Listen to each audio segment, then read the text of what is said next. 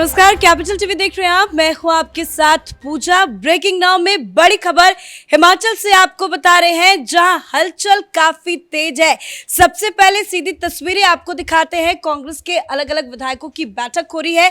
DK Shiv Kumar को पर्यवेक्षक बना के भेजा गया है। भूपेश बघेल भी बैठक में मौजूद हैं और तमाम बड़े नेता कांग्रेस के आपको इस बैठक में नजर आ रहे होंगे। मीटिंग्स पर मीटिंग्स तो हो रही है। डीके शिव कुमार मीडिया के सामने आकर यह भी कह रहे हैं कि ऑल इज वेल, सरकार 5 साल तक चलेगी, सरकार स्थिर है।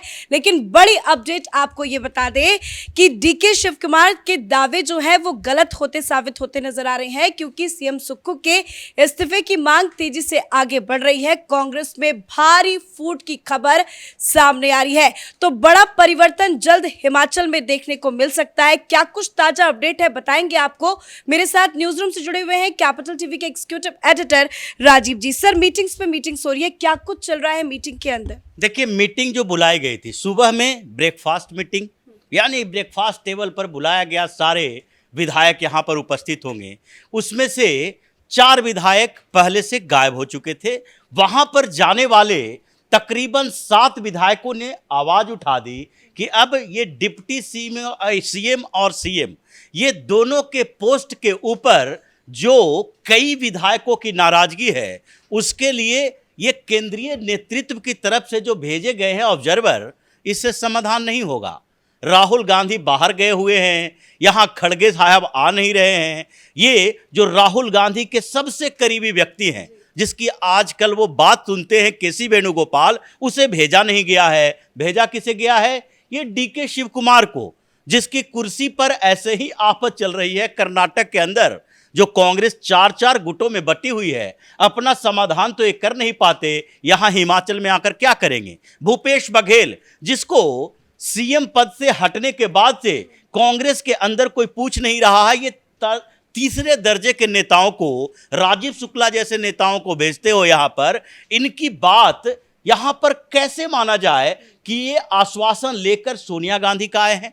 अगर मल्लिकार्जुन खड़गे सीधे आते या केसी वेणुगोपाल आते तो इसमें कुछ आश्वासन मिल सकता था कि राहुल गांधी और सोनिया गांधी ने इन लोगों को भेजा है, इनकी बात का वजन होगा। ये मामला सुबह में चला, फिर इन लोगों को लगा कि इस मीटिंग से कोई फायदा नहीं होने वाला है, ऑब्जर्वर को भी बुलाना पड़ेगा। फिर ऑब्जर्वर के साथ मीटिंग के लिए विक्रमादित्य सिंह और प्रतिभा सिंह दोनों को बुलाया गया।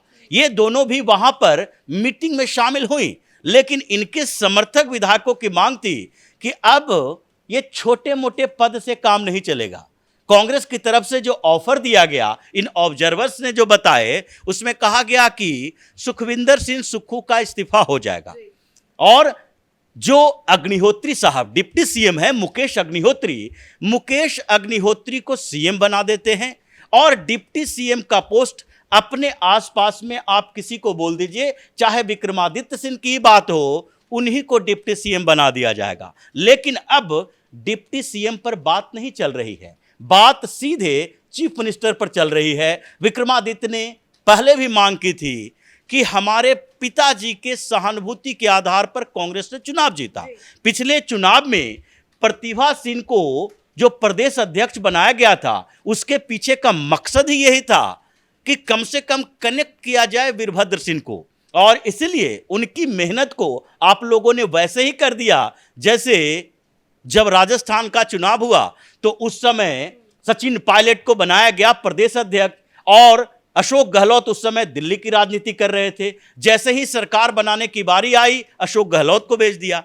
तो ये अब ये बार्गेनिंग नहीं चलेगा, हमने बहुत बर्दाश्त कर ली है, सीधे सीएम पर बातचीत होगी और अगर सीएम का पद देते हैं तभी हम अपने विधायकों को आपके साथ जोड़े रख सकते हैं। ऐसे यहां पर सरकार नहीं चलेगी। क्या माना जाए सर, किसकी दावेदारी होगी? क्योंकि विक्रमादित्य सिंह या प्रतिभा सिंह दोनों ही आजकल बड़े एक्शन में हैं, मीटिंग्स में भी शामिल हो रहे हैं। उनसे पर्सनली डीके शिव कुमार ने भी मुलाकात की है। दोनों में से किसकी दावेदारी को मजबूत माना जाए? देखिए, दोनों माँ बेटे के बीच तो ऐसा नहीं है कि उनका या इनका, लेकिन सबसे बड़ी बात यह है कि इनके सीएम बना देने से क्या हिमाचल में सरकार बच पाएगी? क्योंकि अब इनके हाथों से जो पत्ता था वो खत्म हो चुका है। इन्होंने सारे दांव लगा दिए। ऐसा नहीं है कि विक्रमादित्य सिंह के कहने पर इन 6 कांग्रेस के विधायकों ने क्रॉस वोटिंग की थी। ये उनका जो हर्ष महाजन को वहां राज्यसभा कैंडिडेट घोषित किया गया था भारतीय जनता पार्टी की तरफ से, जिनकी जीत हुई, उनके अपने भी कांग्रेस के अंदर ठीक ठाक पहचान है। वो कांग्रेस के नेता रह चुके हैं, लंबे समय तक कांग्रेस में उन्होंने काम किया। 2022 में उन्होंने कांग्रेस छोड़कर भारतीय जनता पार्टी ज्वाइन की और इसलिए कई विधायक हैं जो उनके संपर्क में हैं, क्योंकि इन लोगों को लगता है कि लोकसभा चुनाव आने वाला है, वहां पर 4 की 4 लोकसभा सीटें भारतीय जनता पार्टी को जाएगी।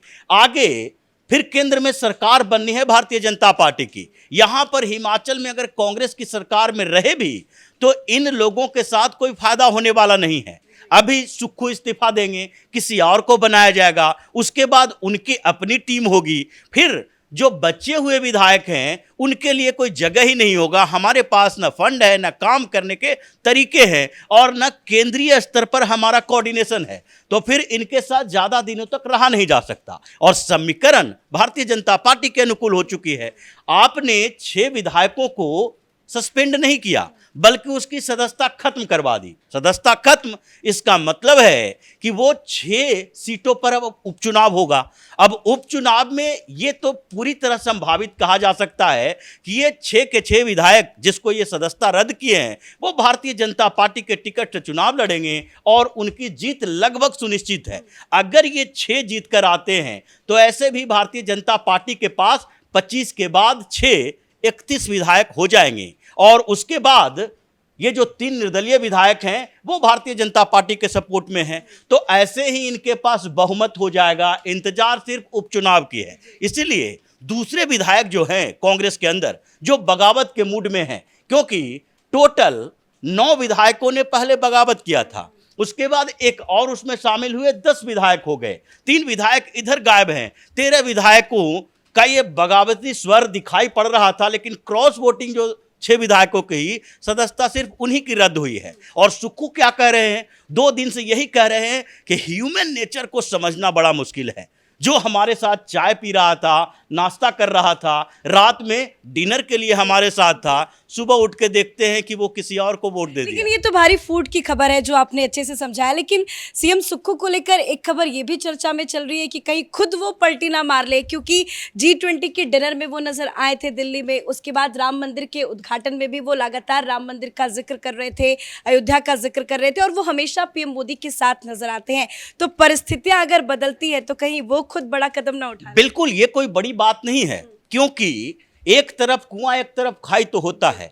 एक सीएम जो 1 साल का कार्यकाल पूरा किया है, उसके खिलाफ 4 विधायकों ने बगावत की।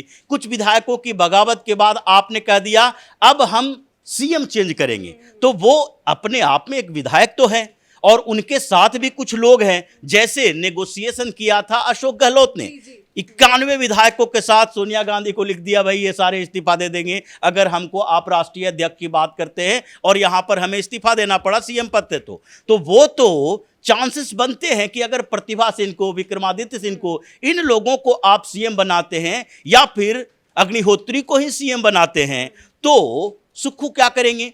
एक चीफ मिनिस्टर जो 1 साल तक चीफ मिनिस्टर रहा है, उसी कार्यकाल में क्या वो कोई छोटे मोटे मंत्रालय लेकर संतुष्ट हो जाएगा?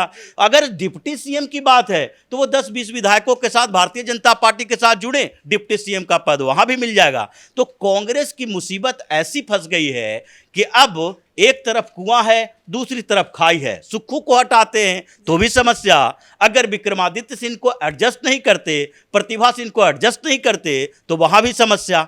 और पहले से ही 6 विधायकों को सदस्यता खत्म करके उन्होंने अपना काउंट कम कर लिया है। 40 से आप हो गए हो 34 और भारतीय जनता पार्टी के पास 25 प्लस 3 निर्दलीय 28, तो बहुत ज्यादा गैप अब बचा नहीं है। 2-4 का आंकड़ा इधर से उधर हुआ, फिर आपकी सरकार गिरेगी। और ये जो मीटिंग चल रही है, मीटिंग खत्म होते होते 1-2 दिन के अंदर भारतीय जनता पार्टी अविश्वास प्रस्ताव लाएगी, गवर्नर से मुलाकात करेगी। अविश्वास प्रस्ताव में आपको विश्वास मत हासिल करना पड़ेगा। उस समय आप क्या करेंगे? जब एक राज्यसभा चुनाव में आपके विधायक क्रॉस वोटिंग कर रहे हैं तो विश्वास प्रस्ताव के लिए आपका साथ नहीं देंगे, ये लग रहा है कांग्रेस के लोगों को। मतलब सरकार तो खत्म है, हिमाचल प्रदेश में अब कांग्रेस की सरकार बचने वाली नहीं है। धन्यवाद सर अपडेट के लिए। तो कभी भी कुछ भी हिमाचल में बड़ा हो सकता है, बड़ा खेल हिमाचल में होने की पूरी उम्मीद है, क्योंकि कांग्रेस पार्टी में बड़ी फूट की खबर तो है ही, और 6 विधायकों की सदस्यता रद्द करना कहीं ना कहीं ये बहुत बड़ी गलती भी होगी, जिसका फायदा बीजेपी को मिलेगा। बीजेपी के खेमे में भी बैठकों का दौर जारी है। अब देखना होगा कि हिमाचल से क्या कुछ बड़ी खबर सामने आती है। हर पल की अपडेट आपको बताएंगे। कैमरा पर्सन अशोक के साथ मैं पूजा, कैपिटल टीवी।